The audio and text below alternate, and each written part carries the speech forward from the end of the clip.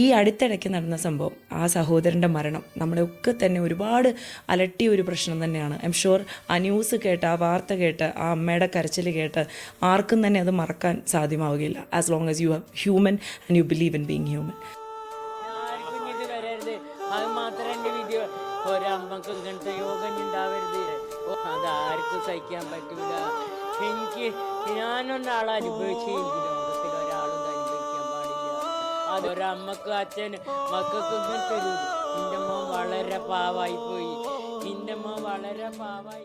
പുരുഷന്മാർക്ക് ഒരുപാട് തെറ്റിദ്ധരിക്കപ്പെട്ട ആൾക്കാരാണ്. ഒരാളിൽ ഏറ്റവും കൂടുതൽ നമ്മൾക്ക് ഉണ്ടാകുന്ന പ്രശ്നം എന്ന് പറഞ്ഞാൽ അവർ സമൂഹത്തിന്റെ മുന്നിൽ തെറ്റിദ്ധരിക്കപ്പെടുക എന്നാണ്.